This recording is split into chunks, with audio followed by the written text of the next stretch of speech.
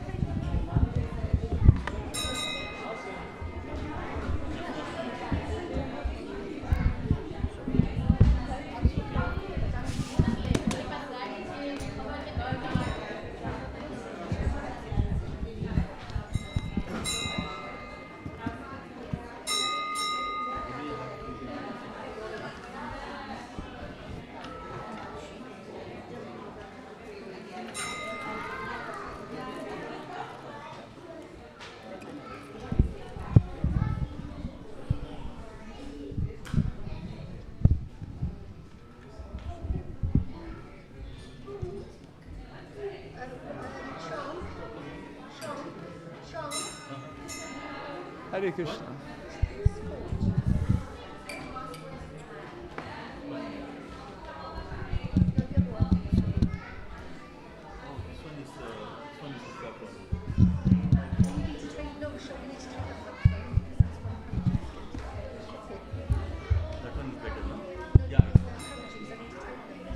Hare Krishna.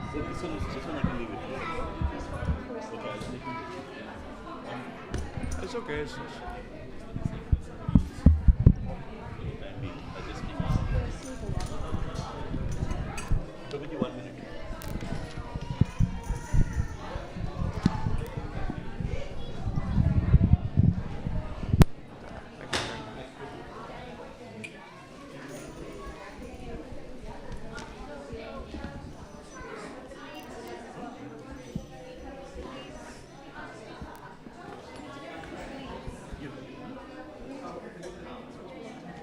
Hare Krishna. Hare Krishna, dear devotees. Hare Krishna. Lots of smiling faces. We're going to have a class on the Bhagavad Gita just now. Before we give class, there's one bhajan we like to sing in the temple. Many of you will be familiar. It's called Jaya Radha Madhava.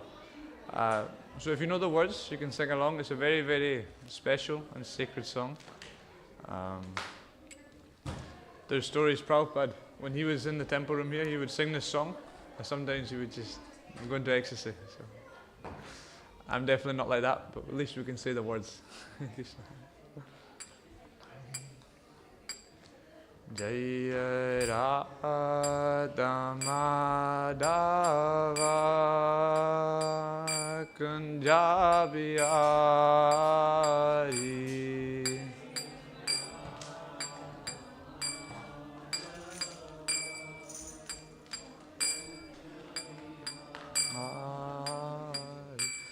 Jaya Radha Madhava Kunja Bihari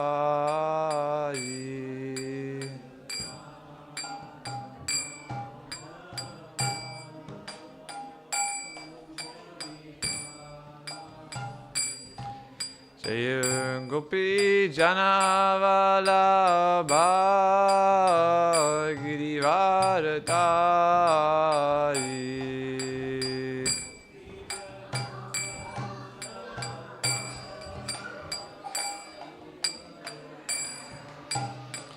Jai Gopi Janavalabha Girivaradari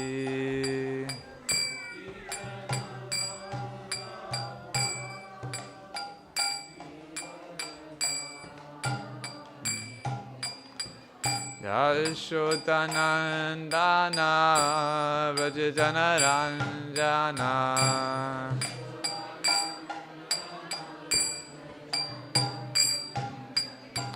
Yashodanandana Vrajajanaranjana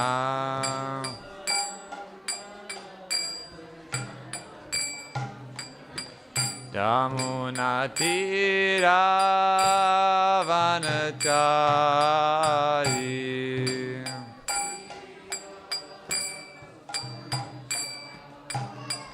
Yamunatira Vanachari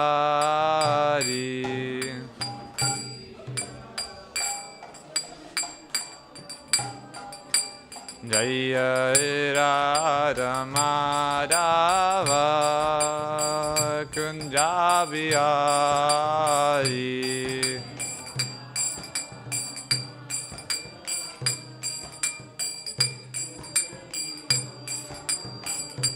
Jaya Gopi Janavalabha Girivaradari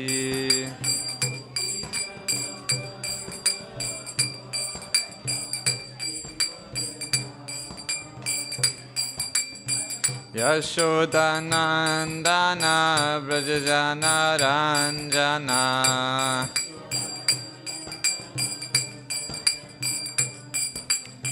Yashodanandana Vrajajanaranjana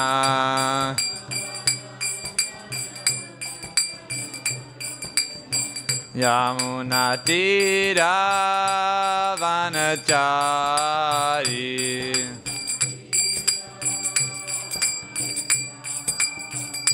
Jaya Radha Madhava Kunja Bihari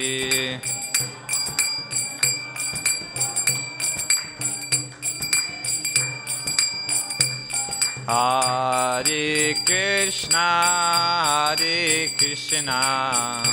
Krishna Krishna Hare Hare Hare Rama Hare Rama Rama Rama Hare Hare Krishna Hare Krishna Krishna Krishna Hare Hare Hare Rama Hare Rama Rama Rama Hare Hare Hare Krishna Krishna Krishna Hare Hare Hare Rama Rama Rama Hare Hare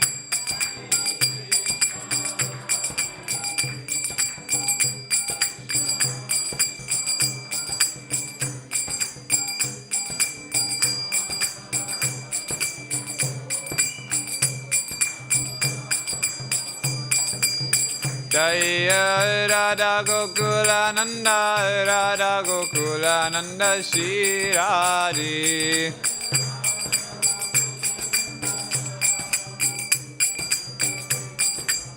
Jaya Sitaram Lakshman Hanuman, Jaya Sitaram Lakshman Hanuman.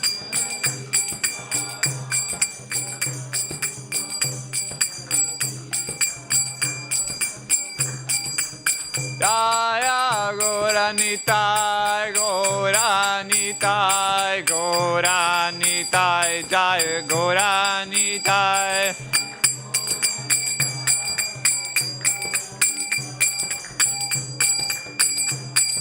Jaya Jaya Prabhupada, Jai Prabhupada, Prabhupada, Jai Jai Prabhupada.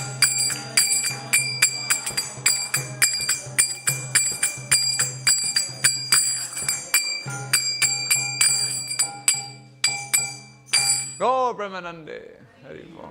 Yeah. Hare Krishna to devotees.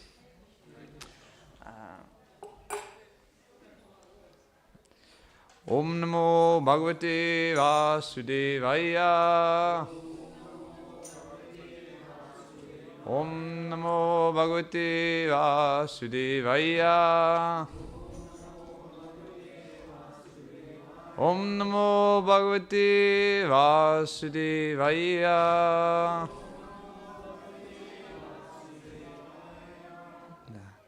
So who here is familiar with the Bhagavad Gita? Who knows the Bhagavad Gita? Raise your hands. Yes, everybody knows the Bhagavad Gita. Bhagavan means God, and Gita means song. These are the words, the song of God. And the Gita is a very, very, very, very valuable book. It's not about just having on your bookshelf. A lot of people they know the Bhagavad Gita is holy, so they keep it in the house. No, because if you don't read it, you don't know what Krishna is saying. And Krishna is the excellent, the supermost teacher. So in every single shloka of the Gita, there's so much depth. So we have to use our intelligence and get deep inside of it. So the Gita is described as to be like a jewel box, isn't it? That you have many things in your house. You know, you've got the kitchen appliances. You might have some nice pictures on the wall. You've got your TV, but upstairs in the bedroom, perhaps there's a nice jewel box. It's the most valuable thing. But there's different parts to a jewel box. There's the base, there's the lid, and ultimately, when you open it inside, there's a jewel. So the Bhagavad Gita is like this. The first 6 chapters are described as like the base of the jewel box. And the last 6 chapters, these are like the lid. But the middle 6 chapters, these are like the jewel. Because we understand Krishna, he's such an excellent teacher. Whatever Krishna does, he's excellent. Even when Krishna's a student, he's very excellent. That simply by hearing things once, he will learn everything. But Krishna is such a good teacher that he's teaching many different people at the same time with Bhagavad Gita. 100 people can read Bhagavad Gita and they can learn 100 different things. Because different people are at different stages in their spiritual life. Some people are just beginning, so they relate to some things. Some people are much, much more advanced, but still there's a nectar there. And Krishna is giving all of that at the same time. So today the topic of the class is that Bhakti Yoga is the highest form of yoga. So there's one verse here we're going to read. So this is the start of the middle 6 chapters. So initially chapter 1 is setting the scene. Chapter 2 gives a summary of everything, but just brief. And then chapter 3 is talking about karma yoga. We've got transcendental knowledge, how to act in Krishna consciousness. But now we're getting into the real nectar. So I'll read this verse and purport. If anyone would like to look it up on their phones, if they want to follow this, you can look up on there's a website called Vedabase, Vedabase, and you type Bhagavad Gita as it is, and this is verse 7, chapter 1. I don't think... Chapter 7, verse 1. Thank you. So I'll just recite the Sanskrit and the word for word myself. What if... Let's see how good your hearing is. We'll try it once. I'll repeat it and see if you can follow along. Okay? Shri Bhagavan Uvacha Maya Sakta Manapartha Yogam Yunjam Varashaya Asangshayam Samagrang Mang Yatagyasyasit Shunu. Very good. So we'll do for the word. Shri Bhagavan Uvacha. The Supreme Lord said, Mai, to me, Asakta Manaha, mind attached, Partha, O son of Pritha, Yogam, self-realization, Yanjam, practicing, Mat Ashraya, in consciousness of me, Krishna consciousness, Asangshayam, without doubt, Samagram, completely, Mam, me, Yata, how, Gyasyasi, you can know, Tat, that, Shrinu, try to hear. So the translation and purport by His Divine Grace, A.C. Bhaktivedanta Swami Srila Prabhupada.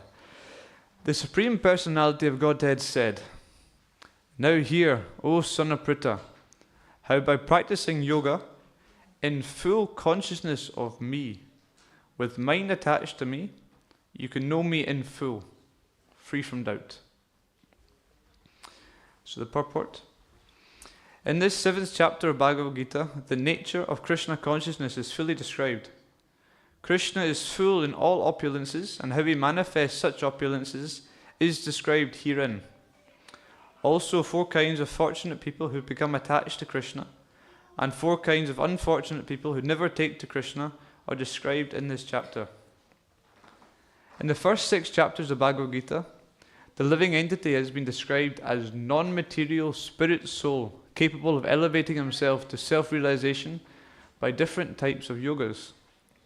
At the end of the 6th chapter, it has been clearly stated that the steady concentration of the mind upon Krishna, or in other words, Krishna consciousness, is the highest form of all yoga. By concentrating one's mind upon Krishna, one is able to know the absolute truth completely, but not otherwise. Impersonal Brahma Jyotir or localized Paramatma realization is not perfect knowledge of the absolute truth, because it is partial. Full and scientific knowledge is Krishna, and everything is revealed to the person in Krishna consciousness. In complete Krishna consciousness, one knows that Krishna is ultimate knowledge beyond any doubts. Different types of yoga are only stepping stones on the path of Krishna consciousness. One who takes directly to Krishna consciousness automatically knows about Brahma Jyotir and Paramatma in full. By practice of Krishna consciousness yoga, one can know everything in full, namely the absolute truth, the living entities, the material nature, and their manifestations with paraphernalia. One should therefore begin yoga practice as directed in the last verse of the 6th chapter. Concentration of the mind upon Krishna the Supreme is made possible by prescribed devotional service in 9 different forms, of which Shravanam is the first and most important. Who knows what Shravanam means? Hearing. Very important. The Lord therefore says to Arjuna, Tak Shrinu, or hear from me. No one can be a greater authority than Krishna, and therefore by hearing from him, one receives the greatest opportunity to become a perfectly Krishna conscious person. One has therefore to learn from Krishna directly, or from a pure devotee of Krishna, and not from a devotee upstart, puffed up with academic education. In the Srimad Bhagavatam, this process of understanding Krishna, the Supreme Personality of Godhead, the Absolute Truth, is described in the 2nd chapter of the 1st canto as follows. Now those who are looking on their phones, they can also chant. There are a couple of verses here which are very nice. Shinvata Swagata Krishna Punya Shavana Kirtana Hrityantastohi Bhadrani Vitanoti Suhitsatam Nascha Prayesha Bhatreshu Nityam Bhagavata Sevaya Bhagavati Uttamastoke Bhaktir Bhavati Naishtaki Tadarajastamo Bhava Kamolo Bhadayashtaye Chetaitya Nividam Stitam Sattve Prasidati Evam Prasana Manaso Bhagavad Bhakti Yogata Bhagavad Tattva Vijnanam Mukta Sangasya Jayate Vidyate Hritaya Granthis Chityante Sarvasangshaya Shyante Chasya Karmani Drishva Evatmani Ishvare. To hear about Krishna from Vedic literatures, or to hear from him directly through the Bhagavad Gita, is itself righteous activity. And for one who hears about Krishna, Lord Krishna, who is dwelling in everyone's heart, acts as a best wishing friend and purifies the devotee who constantly engages in hearing of him. In this way, a devotee naturally develops his dormant transcendental knowledge. As he hears more about Krishna from the Bhagavatam and from the devotees, he becomes fixed in the devotional service of the Lord. By development of devotional service, one becomes freed from the modes of passion and ignorance, and thus material lust and avarice are diminished. When these impurities are wiped away, the candidate remains steady in his position of pure goodness, becomes enlivened by devotional service, and understands the science of God perfectly. Thus, Bhakti Yoga severes the hard knot of material affection and enables one to come at once to the sage of a Sangshayan Samagran, understanding of the Supreme Absolute Truth Personality of Godhead. Therefore, only by hearing from Krishna or from his devotees in Krishna consciousness can one understand the science of Krishna. Srila Prabhupada ki jai. So before we start the class, we'll just quickly say some prayers to get the blessings of the previous teachers. For those who know, you can join in, because in this world, spiritual life is a journey, and you never go on a journey without the blessings of your superiors. So we need lots of blessings. Om Jnanatimirandasya Gyananjana Shalakaya Chakshurun Militam Jena Tasmai Shri Gurave Namah Shri Chaitanya Manobishtam Stapitam Jena Bhutale Swayam Rupa Gadamayam Dadanti Swaparantikam Vandeyam Shri Guru Shri Yuta Parakamalam Shri Gurun Vaishnavamscha Shri Rupam Sagrajatam Sahagana Raganatam Vitam Tam Sajivam Sadvaitam Savadutam Parijana Saitam Krishna Chaitanya Devam Shri Radha Krishna Padan Sahagana Ladita Shri Vishakam Vitamscha He Krishna Karuna Sindhu Dino Bandho Jagatpate Gopesha Gopika Kanta Radha Kanta Namostate Tapta Kanchana Gaurangi Radhe Vrindavaneshwari Vrishabhanu Sutta Devi Pranamami Hari Priye Vanchakalpatarubhyascha kripa sindho benevacha patitanam bhavanebhyo vaishnavebhyo namo namah.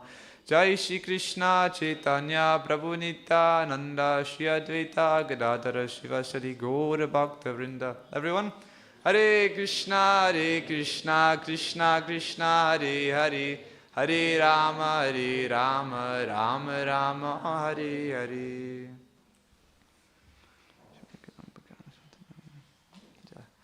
Thank you everyone for being here today. It's very important that you're here actually. Of all the things that are happening in the UK right now, of all the things, you're here and we're discussing Krishna Katha. And we may not realize it, but this is actually the most profound thing which is happening. So many people, they can be in the world, they can see there's problems, they can try and solve the problems. In their own lives there's problems, and externally. A lot of people are doing very good work. They're trying to solve the environment. They're trying to help with different poverties, etc. And these things are good, but the Bhagavatam describes that actually, for those who are not engaged in hearing about Krishna and discussing about Krishna, then Ayor Harati Vaipum San, that for the rising of the sun and the setting, their life is just being diminished. Because actually, what is the purpose of the life? If you're simply engaged in material things, what is the purpose?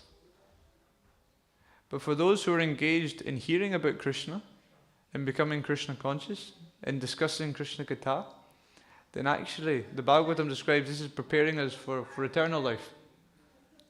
Because ultimately, we are eternal. Prabhupada, one time he was speaking to some scientists, and people, lots of materialistic people, they think that simply you're born at this time, you appear, you have maybe 80 years of life, you do some things, you have family, you get a job, maybe you get your name in a newspaper, you do something famous, and then you're gone. Most people, they think like this. And Prabhupada cannot even conceive. How do people think like this?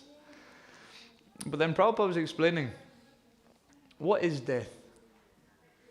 You know, because the soul, the jiva, Krishna explains right at the beginning of the Bhagavad Gita, you know, Natviham jatu nasham, that the soul is eternal.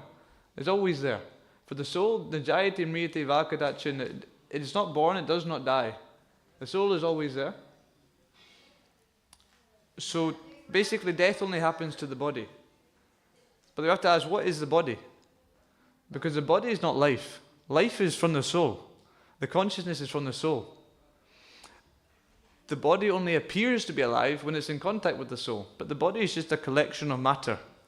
Simply, like Prabhuji, maybe you had some prasadam earlier. Yeah? You take some prasadam, some vegetables grow from the ground, you have a sandwich, whatever it is. People like to eat Weetabix in the morning.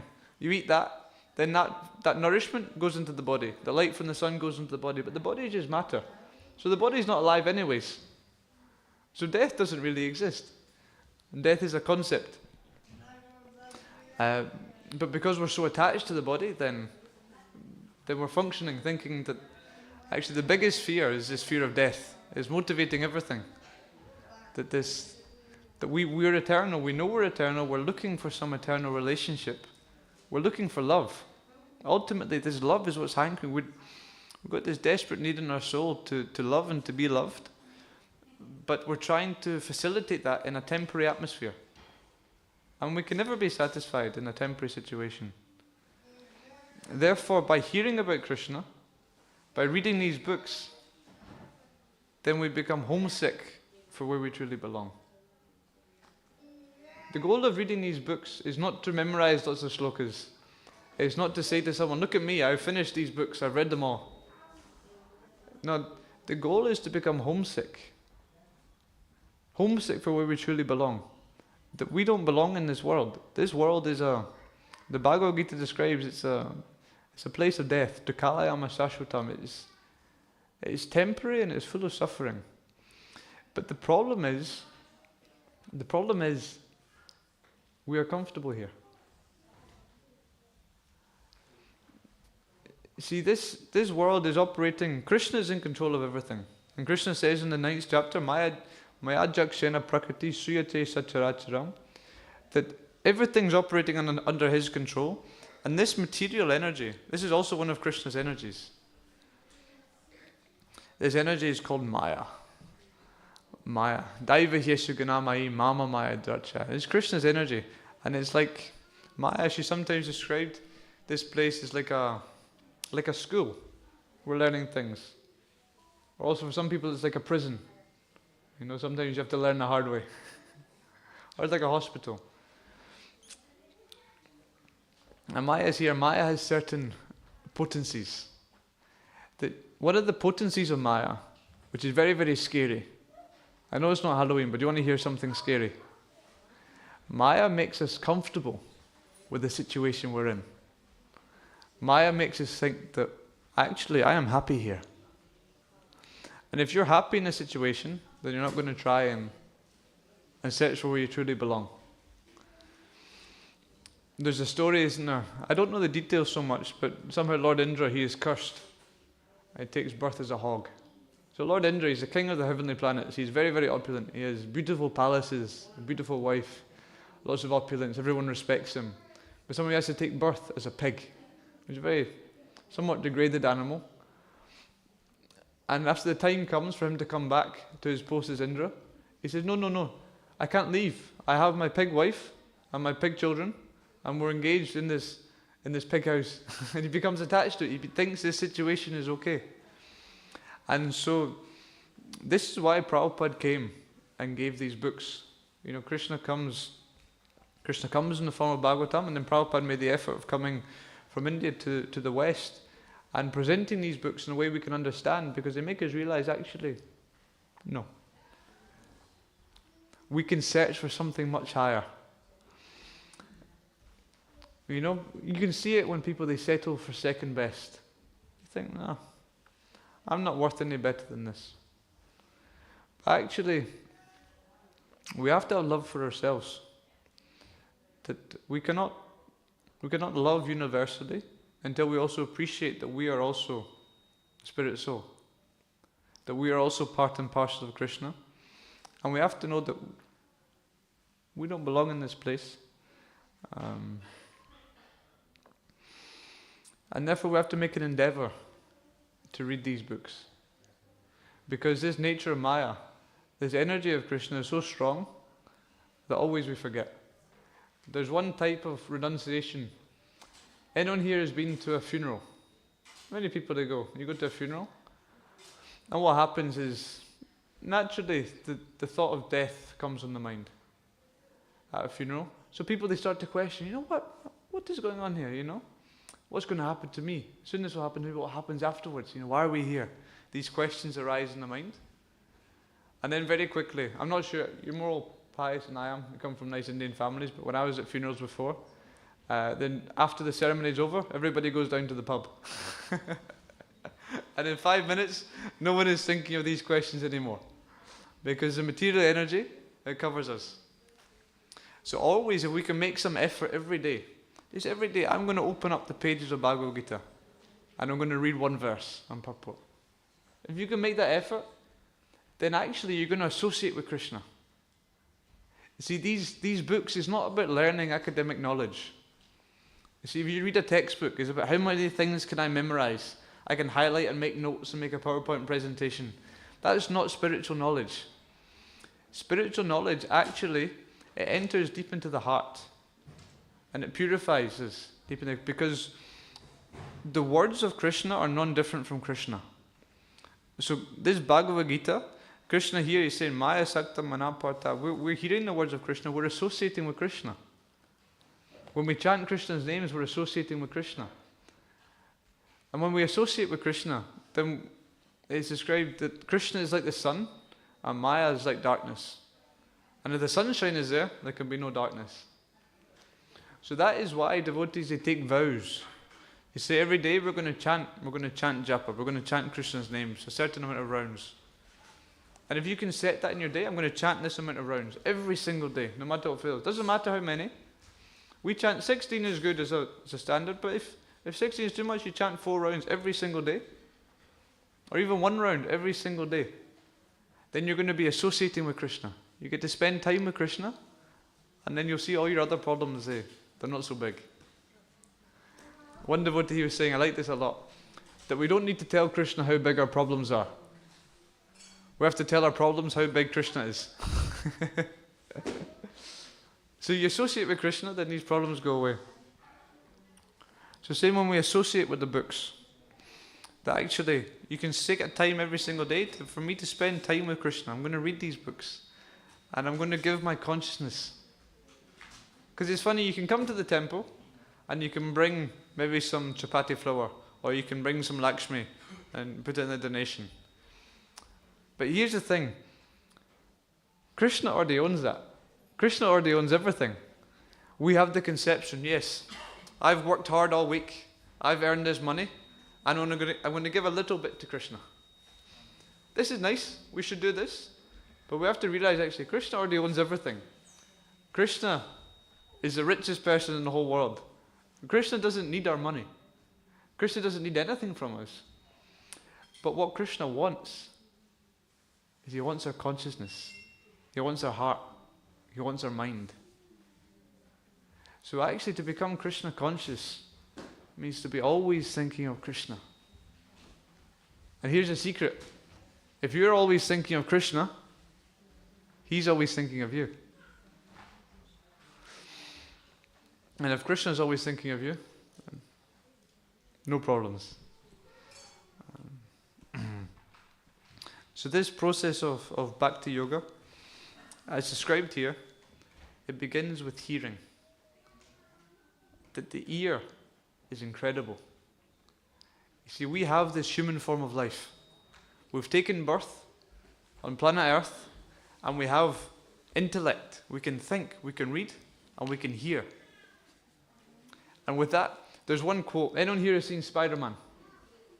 Spider-Man? Yeah? We can admit, there's nothing wrong with seeing Spider-Man. One famous quote is often quoted. With great power comes great responsibility. Yeah? So like this, with our ability to hear, to think, to read, we have a great responsibility. Prabhupada gave the example. If you see, perhaps in the government, there may be someone who's very senior, and he gets lots of facility. He gets a nice house, he gets a big salary, he gets a special car, he's allowed to fly all over the world. He gets the facility. But why does he get the facility? He gets the facility because he has a very important task to go about.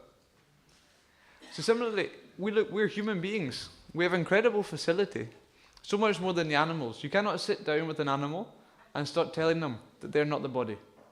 You cannot discuss Krishna Katha with animals. You cannot have philosophical discussions. No, you cannot even give them nice food stuff. They cannot use their hands. They're very limited. But we have these abilities, and therefore we have a duty. And that duty is actually to inquire, to think. Hang on a sec. I'm alive. Most people don't even realize they're alive. Simply, you wake up. Okay, I go to school. Everybody else has gone to school. I'm going to school. I've got to get my exams. I know I've got to get this. I've got my exams now. Okay, I'm going to go do some more education. My father, he wants me to get this job. And my grandmother, she likes it with this. So I'm going to get this job. I've got the job. I'm working hard now. I've got a family. And before I know it, then I'm 80 and then life is over. We never think. We never take that second to realize, hang on a sec. We're on the planet Earth. We're alive. I can think. I've got a personality. You're a person. We can relate. There's one question people are very scared to ask. Why is there something rather than nothing? So spiritual knowledge is described, there's one verse in the Bhagavatam, that this Bhagavatam, this knowledge, is actually to cause a revolution in the lives of a misdirected society. Spiritual knowledge causes a revolution in the heart. Because it makes you realize, hang on a sec, this life is incredibly important. Somehow or other, I have the opportunity to read these books and understand who I am. I've got an opportunity to actually understand who Krishna is. And Krishna says in the Gita, if you can understand who I am, if you can understand about my activities, then no more are you having to take birth in this world. So these two things, we have to realize that this world isn't where we belong, and we have to become attracted for where we do belong, to become homesick. Deeply homesick. So this process of Bhakti Yoga is actually the only means by which we can know Krishna. Krishna says in the Gita, Bhakti mama bijavanti yavanyastasmi tatvataha. That only by bhakti will Krishna reveal himself to us. Because Krishna is not so easy to see. Krishna, if you pray to Krishna, oh Krishna, can you give me a big car? I want a big car, I want a nice wife, I want a good job. These things, these are meaningless. Yeah, Krishna, okay, fine. You do some nice activities, yeah, okay. But to understand Krishna, to develop love for Krishna, it's not so cheap. Because if you develop love for Krishna, then Krishna develops love for you.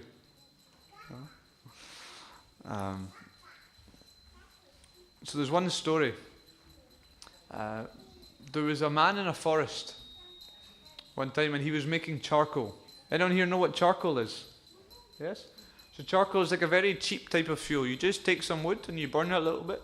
And you got the charcoal and it's very light, you can carry and you can sell. So he's a very poor man living in the forest. And he would chop down trees, he'd make charcoal, and once a week he'd go to the village and he'd sell the charcoal. And that was enough to survive. Very simple. And one day, he hears a knock. He's in a little cottage in the forest and he hears a knock at the door. Very frantic. And he opens up. And there's a man there and his hair is all over the place. And he's looking panicked. He says, please help me. Sir, please help me. I was in the forest on my horse and we got attacked by a pack of wolves. And they chased on my horse. They ran away. And the wolves were after me, but I ran through and we got scraped by all the bushes. And I'm lost in the forest. I don't know where I am. And I found your cottage. And please help me. Can I come? And the man says, oh, please come in, sir. Come in, sit down. and he got him some water, and he sort of eased his nerves, and then he offered him some food, some prasadam, and just was a kind friend. He said, "My dear sir, it's getting late. I think you should spend the night in my cottage here." And so actually he gave him his own bed. And he looked after him very nicely. And so the next morning, the guest, he was feeling much more calm now. He thanked the kind man in the forest and said, "Okay, I'm on my way now. Thank you so much for how kindly you've helped me. But I have one more favour. Perhaps you could walk with me to the edge of the forest to show me the way out." No, I said, "Certainly." So they walked together along this forest. And then, as they're coming to the edge of the forest, the man who came and who was all stressed out, he says, "My dear sir, I've not been entirely honest with you. Actually, I'm no ordinary man. Actually, I'm the king of this entire country. But by the way you've treated me, you treated me with such kindness, such hospitality, without even knowing who I am. That's completely melted my heart. So I would like to give you a present. I would like to reciprocate." So they're at the edge of the forest now, and just outside the forest is a field full of sandalwood trees. Anyone here know sandalwood? Sandalwood is very, very valuable. Yeah, and beautiful smell, you know. It says, this entire field of sandalwood trees, I am giving to you. It's all for you. And the woodcutter, the charcoal maker says, "Oh, thank you, sir. It's very kind. Thank you, thank you." And then so they go their separate ways. Okay, and then 1 year later, the king comes back. And he knocks at the door. And he says, "My dear friend, I want to speak to you." I said, "Oh, dear king, how can I serve?" He said, "That field of sandalwood trees, what's happened to it? It's all disappeared." And I said, yeah, it's gone. "But where has it gone?" "Well, I just chopped them down and I made charcoal." And the king looks even more stressed than he was before. He starts tearing out his hair. He's thinking, "You do not understand. If you get one twig of the sandalwood and you get the oil from it and you sell that, it will give you more money than for a whole bag of charcoal." And the charcoal maker just has this sad look in his eye and he says, "I never knew. My dear king, please forgive me. I'm simply a charcoal maker. I never knew these things." It's a very sad story, you see. But it's got a moral. You see, because we are like that charcoal maker. And getting that field of sandalwood trees, that is like getting the human form of life. You see, this human form of life is so valuable. But what are we doing?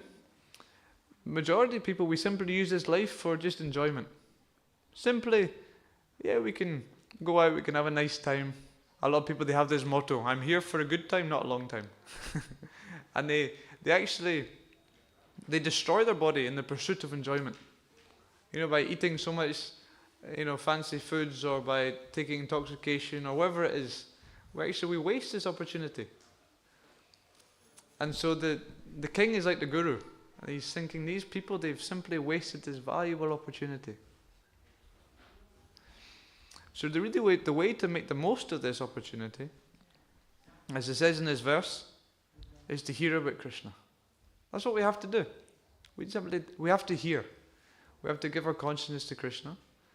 And by engaging in Krishna Katha, we said earlier, there's Ayur Harati Vaipum Sun, there's rising of the sun and the setting. It's destroying the lives, taking away seconds. Our life is, for a materialistic person, is like an hourglass. The sand is ticking away. And no matter how hard you try, once that time has passed, you cannot get yesterday back. Yesterday is gone. And if you don't have an eternal vision, people think their life is just all this is. Then that life is simply flowing away. But if you can engage in hearing about Krishna, in reading these books about Krishna, in chanting Krishna's names, then actually you become homesick for where you truly belong. And in that true place, then there's no birth, there's no death. We are eternal. Because the soul, we are eternal. That's our true nature. They say when you go back to the spiritual world, this place seems just like a bad dream. So these things, perhaps we can take away. We can remember that Maya is very, very strong, and she covers our intelligence. So the way to overcome Maya is every single day we have to make some commitment. I'm going to chant Krishna's names. Every single day I'm going to try and read. See, these books are magic. These books are magic. I remember my very, very first class I ever heard, brand new. I knew nothing about Krishna. But one devotee, he was giving class, and he was looking at me. And he said, if you just read one word, if you read one word, it will go into your heart. Just one word, it will go into your heart. So every day, if you can just take a Bhagavad Gita, who has got a Bhagavad Gita in their home? Yeah? Bhagavad Gita as it is. Everybody has it in their home. Okay? And you can take it off the shelf, you can open up, and you just read one verse. And you will see magic, because Krishna is speaking in these books. And so many times you'll have something on your mind, and you read these books, and Krishna's there, he's answering. So these things, every day, we try and tap into that spiritual connection. Yeah, we chant, we make some vow. Every day I'm going to chant japa for 1 round, for 2 rounds, for 4 rounds, for 8 rounds, 64 rounds, 196 rounds. Whatever it is, you make some vow. I'm going to do this, I'm going to read, and I'm going to be with devotees. Because devotees are the people who have already realized this. There's very advanced devotees, and there's also our friends who are devotees. But these are people who are also going in the right direction. So we have to make an effort to get together with devotees. It's so nice you're coming to the temple. But getting with devotees doesn't mean just simply going around together and, having prasad and simply talking about mundane things. No, it's talking about Krishna. Got to talk about Krishna. Actually, this is the most valuable thing we can do. We said at the beginning, of all the things happening, not just in Watford, not just in England, not just in the UK, but in the entire world, where Krishna Katha is happening, this is the most valuable thing. Yeah? So never underestimate it. Don't be like that charcoal maker. He simply wastes away his life. No. Make the most of this opportunity and engage it in hearing about Krishna. So perhaps if there's some questions, these are good. Questions mean that we're thinking. Because spiritual knowledge should always challenge us. And when we're challenged, we have to realign the way our thoughts are working in our head. So questions come up. So perhaps anyone has any questions so far, or some comments they would like to share?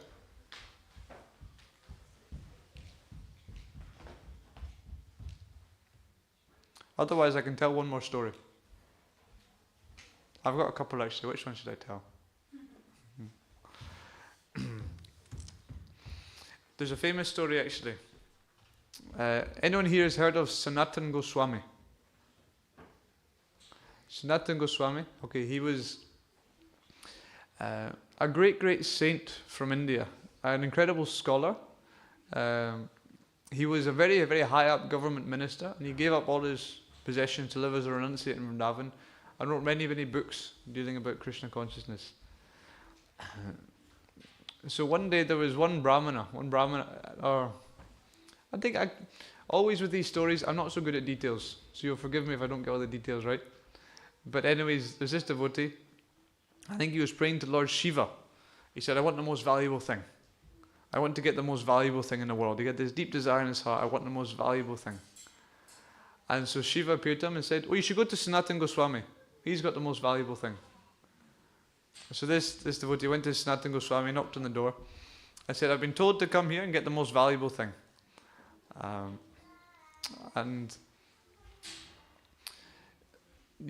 Goswami points him outside in there's a rubbish heap outside, there's a touchstone, a very valuable jewel. And by simply having that touchstone, then when you touch it to any metal, or to anything, it turns into gold. So if you get this, it's pretty nice, you'd be turning everything to gold. And so Sanatana Goswami, he gives that, you can take that. And Sanatana Goswami goes back to chanting his japa. And so this devotee takes the touchstone, he's going away, he's feeling very chuffed. And he's got the touchstone, he's like, wow, and making things into gold.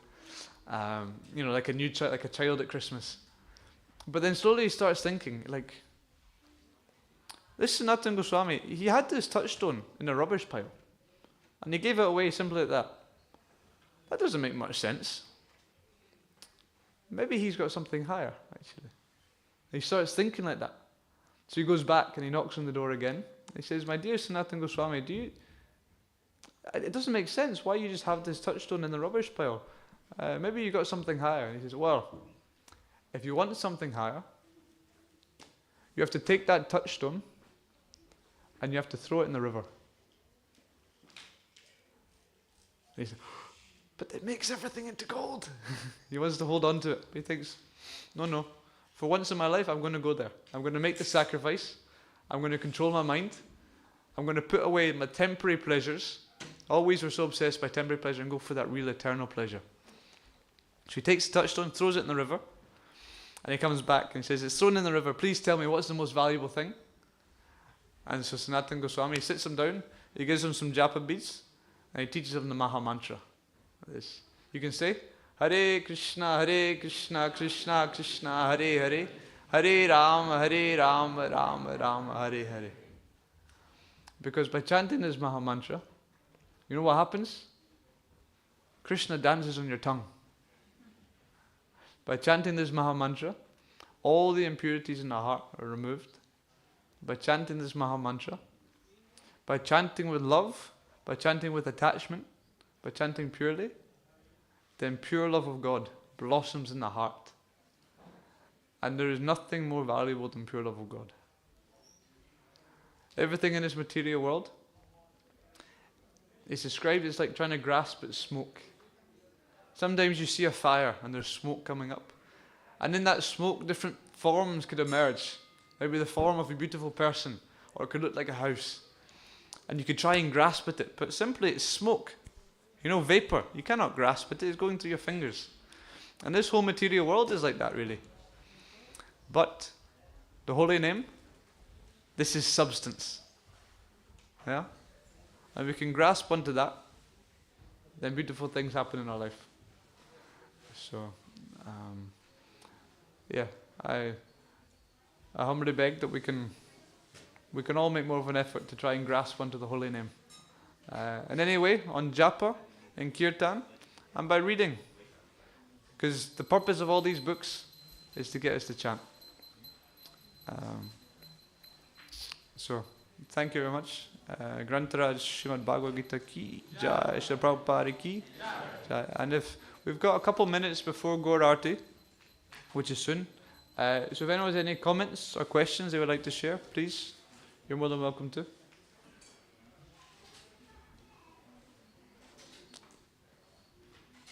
Jai, Rasanand and Sankatam. Devo.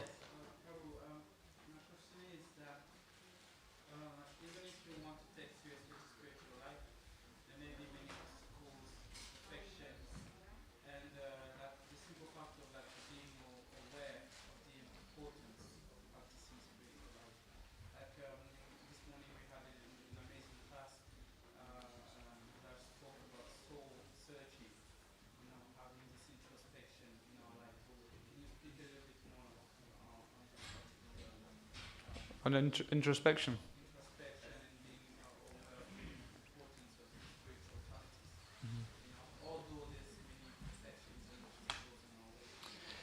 Yes, ultimately thank you for,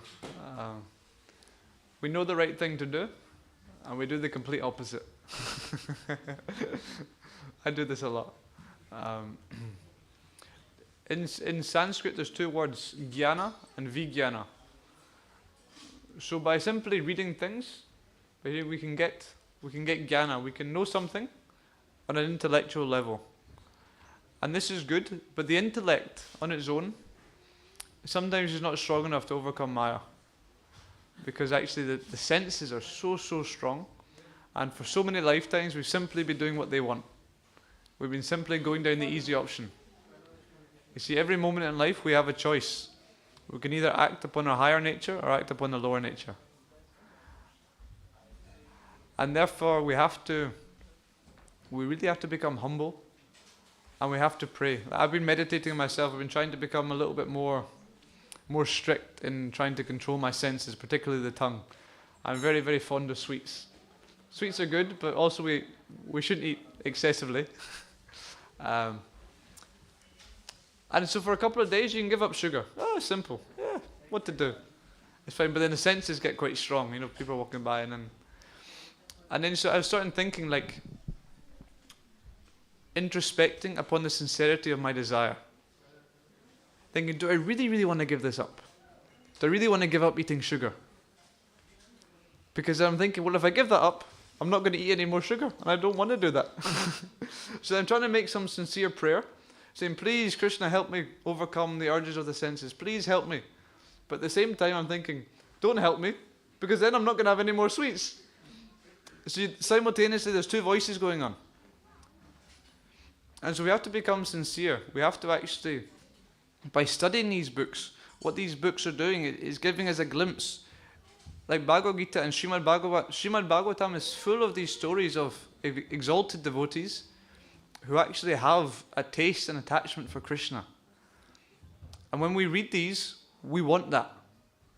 And we have to develop such a deep hankering, deep, deep desire. The only thing that's going to save us in this from being overcome by this material energy is a deep, deep hankering and feeling of separation from being with Krishna. Actually, I want that more than anything. And then when that is strong enough, then you can overcome all these little things. Because, you know, ultimately, what is a couple of sweets compared to love of Krishna? But these are just simply what I'm dealing with at the minute. But I think we'll probably best stop and prepare for Gaur Arati. But thank you kindly for your attention. Jai Shri Prabhupada ki Jai Gaur Premanande Ananta Gurti Vaishnavanta ki.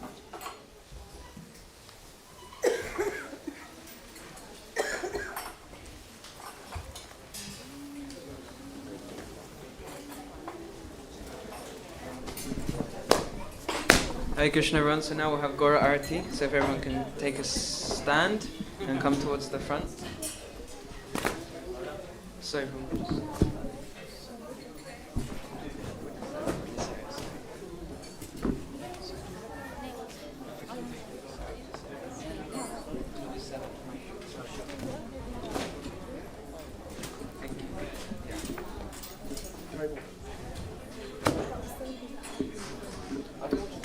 for now they can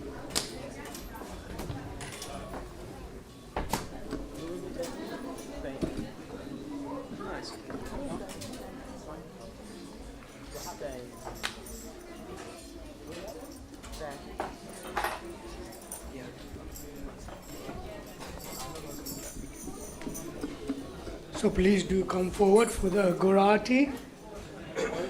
And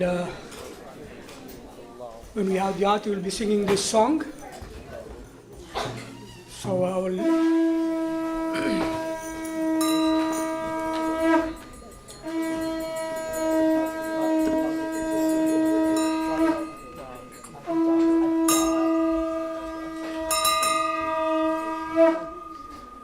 Jai Shri Radha Gokulananda ki Sri Sitaram Lakshman Hanuman ki Shri Nitai ki Srila Prabhupada ki. So as I was saying, we'll be singing this song, the Gaur Arati song. The lead singer will sing one line, and if you can repeat after the lead singer.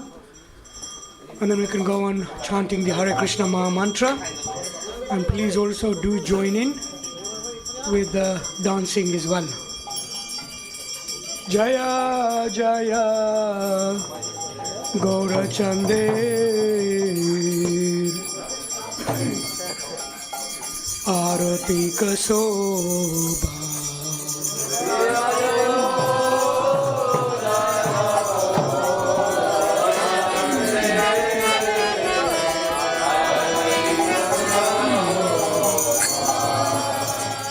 Jaya Jaya Gaurachandir Arati Kasoba.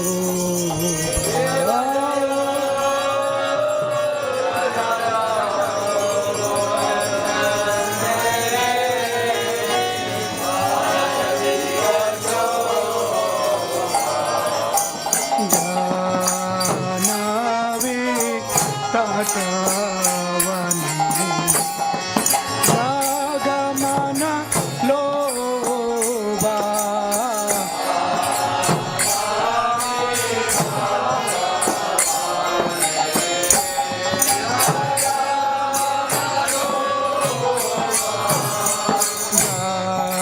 janave tatavani jagamana loba